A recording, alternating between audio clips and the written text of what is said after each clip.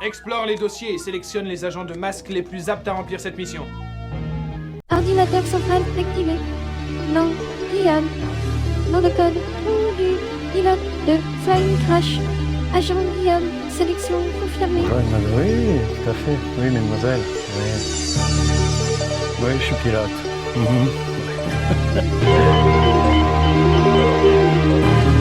Oh non, pas maintenant. Désolé, je dois vous laisser. Allez, une mission.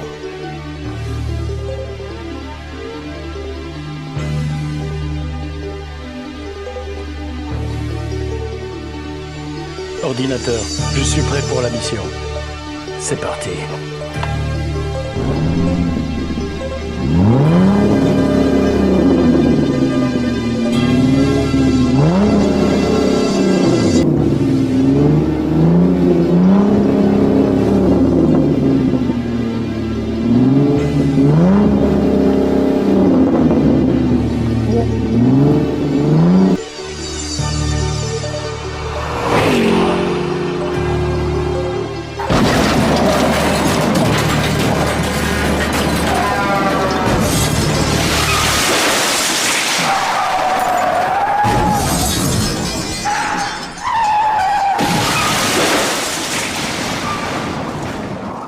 L'histoire de Masque commence en 1985, non pas avec un dessin animé, mais avec une gamme de jouets. L'entreprise, Kenner, filiale de General Mills à l'époque, crée une gamme capable de rivaliser avec Transformers et G.I. Joe. L'idée, mélanger voitures réalistes, transformation, gadgets et espionnage. Des véhicules civils qui se transforment en machines de combat, des personnages avec des masques donnant des pouvoirs. Une fois les jouets conçus, il faut les vendre. On crée donc une série animée. Produit par DC Entertainment, créé notamment par le très connu Jean Chalopin, qui a créé l'une des plus grandes gloires des dessins animés des années 80, Bruno Bianchi et Bernard Derrier. Production internationale, américaine, française et japonaise, elle débute en 1985 et se termine en 1986, avec un total de 75 épisodes sur 2 saisons. Diffusé donc en France à partir de 1986 sur TF1. L'histoire nous propulse dans un monde proche du nôtre, une organisation criminelle ultra dangereuse appelée Venom, Vicious Evil Network of Mayhem, tente de prendre le contrôle du monde grâce à des technologies avancées. Face à eux, une organisation secrète est créée, les Masques, Mobile Armored Strike Command. Tout tourne autour de 2 hommes, Matt Tracker et Miles Mayhem. Ils étaient alliés et partenaires, ils travaillaient ensemble sur une technologie révolutionnaire, les masques. Mais Mayhem trahit Tracker, ils volent la technologie, ils fondent Venom. À partir de là, une guerre personnelle autant que mondiale commence. L'équipe des masques est composée de leur leader charismatique Matt Tracker, ainsi que des membres principaux que l'on voit souvent dans les épisodes. Bruce Sato, Brad Turner, Alex Sector, Dusty Hayes ou Gloria Baker, seule femme de l'équipe. À eux se grefferont des personnages plus ou moins secondaires comme Ando McLean, Buddy Hawks ou Boris Bushkin, ainsi que son fils Etty Bob qui se mettront dans des situations des plus périlleuses, obligeant son père Matt à venir les secourir à maintes reprises. Venom est composé de leur leader mégalomane Miles Mayhem, de Slyrax, de Vanessa Warfield, elle aussi seule femme de son équipe, c'est-à-dire Venom, Cliff Dagger. Parlons de ce qui a fait vibrer mon cœur d'enfant dans les années 80, c'est-à-dire les jouets. En premier, nous avons Thunderhawk, la voiture rouge avion de combat. Nous avons Rhino, le camion base mobile d'attaque, Condor, la moto. Ensuite, nous avons Shark, la voiture bateau, Gator, le hors-bord. Nous avons Firecracker, la 4x4 Bulldoze, l'espèce de gros bulldozer tank. Et ensuite, nous avons aussi les véhicules de Mayhem, enfin de Venom, pardon. On a Switchblade, l'hélicoptère, on a Stinger, la voiture buggy, Jackhammer, le camion plateforme d'attaque, on a Outlaw, le camion. On a aussi en véhicule marin, on a Piranha, on a Manta. Pour ma part, je collectionnais les véhicules au début des années 2000. J'avais la chance de posséder toute la collection qui était sortie en France et même Boulder Hill, la base des masques qui était vraiment impressionnante pour l'époque. pour ma part, moi j'ai commencé à les collectionner début 2000 et je m'en suis séparé une quinzaine d'années plus tard. Malheureusement, j'ai dû m'en séparer et je le regrette amèrement parce que pour les retrouver en très bon état, ça coûte extrêmement cher.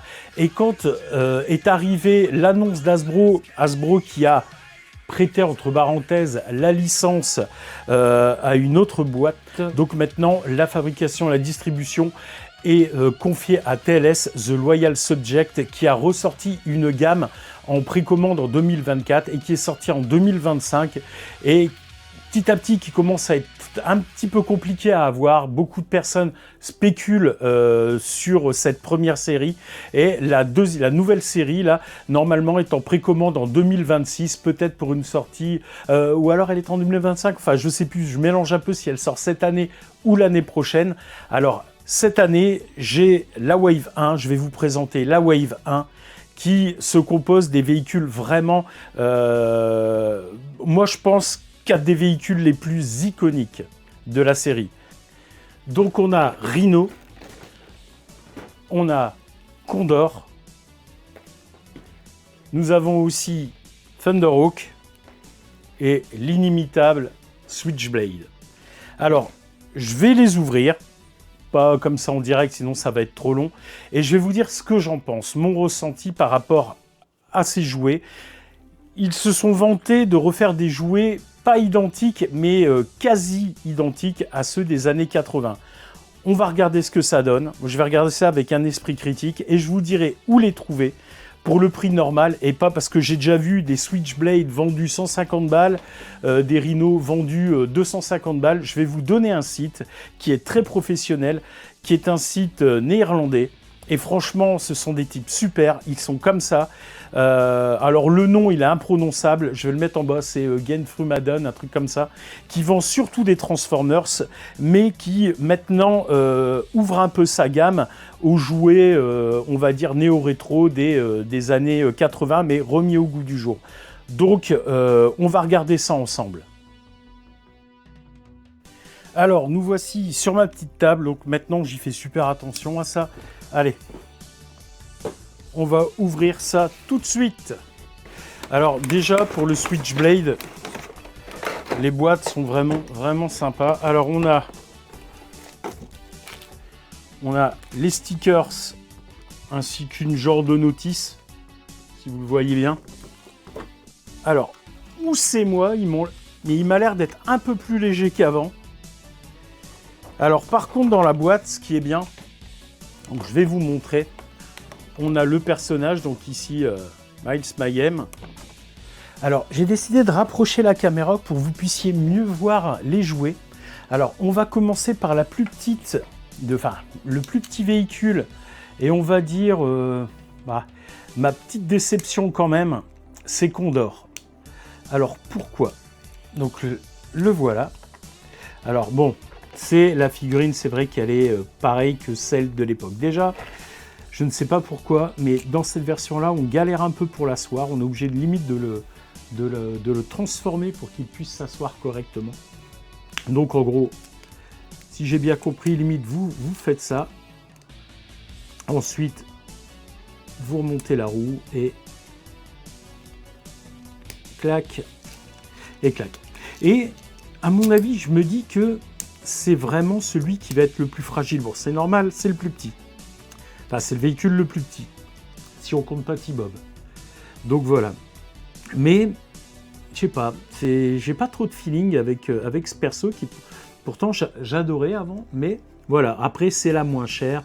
C'est l'entrée de la collection. Bon, soit. Ensuite, bien sûr, on a Thunderhawk. Alors là, par contre, c'est la grande classe. Donc vous avez vu, j'ai mis les autocollants. Par contre, je vais vous expliquer quelque chose à la fin. Au lieu de mettre une demi-heure, 35 minutes pour les coller, j'ai mis 1h30 et je trouve que là, c'est gros carton rouge pour le fabricant. Je vais vous expliquer ce qui m'est arrivé. Donc ici, toujours pareil, hein, comme avant. Hop. Donc vous avez les ailes qui se lèvent, là. Ensuite, vous tirez de chaque côté. Voilà. Et là, elle est transformée. Et derrière, bien sûr, ça se relève, on voit la plaque masque avec les propulseurs. Donc c'est vraiment comme avant et je trouve que le feeling par contre avec celui-là, il est exceptionnel, quoi. Il est exceptionnel. Après, il y a toujours ce petit problème au niveau des portières, mais j'aimerais dire comme à l'époque. Donc moi, ça ne me dérange pas plus que ça. Hop. Donc, par contre, ici, il faut bien rabattre. Là, vous avez vu, clac. Et ici, clac. Voilà. Et là, elle est complètement retransformée. Et ça me fait bizarre parce que ça me rappelle quand j'avais... quand c'est sorti, j'avais 7-8 ans, quoi. Et je jouais avec un pote qui avait des véhicules et qu'est-ce qu'on pouvait se marrer avec ça. Et là, j'ai l'impression de revenir en arrière parce que je l'avais vu tout neuf, ce véhicule. Et oui, c'était... Je sais pas, il me semble que la couleur était pas loin, voire pas identique, mais c'était pas loin du tout au niveau du code couleur. Allez, on va commencer à rentrer dans ce qui est... Ah oui, au fait, j'ai oublié de dire. Avec, bien sûr, est fourni Matt Tracker. Avec son masque. Et comme je vous ai dit, je vais rapprocher un petit peu, vous voyez ici. Et moi, je trouve que la couleur du masque est vraiment belle. Et le masque, il y en a un deuxième, où bien sûr, vous avez un petit effet de tir. Je ne l'ai pas mis parce que je trouve pas ça très joli, mais au moins, il a le mérite d'exister et d'être vendu avec. Et avec aussi, vous avez des effets d'explosion, des effets de fumée. Je préfère pas les mettre non plus. Elles n'y étaient pas à l'époque, ça me manquait pas, donc voilà. Dites-moi si vous voulez que la prochaine fois je mette tous les accessoires des produits que je propose. Alors moi, pourquoi je ne sors pas les accessoires? C'est simple, parce qu'à chaque fois je les fais tomber à terre, ou alors sans me rendre compte, ma femme passe souvent l'aspirateur et elle fait pas attention, et puis bon, elle a raison aussi, elle n'a pas à faire attention à ça, et ça part à la poubelle. Donc voilà, donc c'est pour ça que je ne sors plus les missiles, les choses comme ça. Donc là ici par exemple, le missile on l'a, mais il est dans la boîte. Alors ensuite, hop, on a, voilà, ça pour moi, c'est celui que j'aime beaucoup, beaucoup, beaucoup. C'est franchement, voilà. Pourtant, quand j'ai ouvert, j'ai dit bon, il est léger, tout ça. Puis en le manipulant, en collant les stickers, d'ailleurs, vous avez donc Mayhem, pareil. Hein, il a un deuxième masque. Vous avez vu, hop. Il a un deuxième masque, pareil. On voit un tir. Il a pareil des genres d'accessoires de tir, des choses comme ça. Bon, pareil. Alors, ce qui est génial, c'est que et moi, je trouve ça exceptionnel. C'est bête, hein. Mais hop, donc ici, vous rabattez la queue, le Switchblade, dans vilain jeu de mots. Et ensuite, ici, regardez bien, quand vous allez relever. Ah bah voilà, j'ai explosé ma haie. Donc voilà. Alors ici, donc ça se déclenche automatiquement. Ensuite, vous n'avez juste qu'à relever. Et voilà. Et après, vous pouvez rentrer les mitraillettes si vous voulez. Ici, donc, vous pouvez les rentrer. Hop. Mais sinon, vous avez un petit bouton ici. Quand vous appuyez dessus, hop, ça sort. Donc, celui-là, il est vraiment bourré de petites options. Il est vraiment sympa. Alors ensuite, pour le retransformer en hélicoptère, il faut le faire dans l'ordre. Donc ça. Ensuite, on rabat ici. Donc ça se relève. On redéplie. Alors ici, quand vous repliez les ailes, vous la prenez comme ça, ici, vous la collez et hop, vous remontez. Et ça va la coller tout de suite dessus. Et voilà. Et donc là, vous avez donc le Switchblade qui est excellentissime. Et bien sûr, on va dire le plus gros pour la fin. Lui, il est vraiment... Alors, lui, il a un petit souci aussi, malheureusement, mais je suis pas le seul. Après, il y en a beaucoup, j'ai vu beaucoup de forums sur Internet où beaucoup avaient des soucis avec ce camion. Je vais vous expliquer lequel. Alors, ici déjà, hop. Donc voilà. Alors, les chromes, tout, il est magnifique quand même. Donc, quand vous appuyez sur le bouton de gauche, quand vous êtes derrière, hop, ici, vous avez le pare-buffle qui, comme dans le dessin animé. Hop, et je peux vous dire que si vous regardez ici, si vous appuyez sur l'autre bouton, hop, ça vraiment c'est une tannée. C'est l'un des problèmes sur le camion. Hop, et voilà. Et là vous avez le siège éjectable, ça marche très bien. Hop. Ensuite, bien sûr, vous avez le petit véhicule qui sépare ici. Hop, voilà. Après vous avez juste à le rentrer. Alors. hop, et voilà. Ah, presque.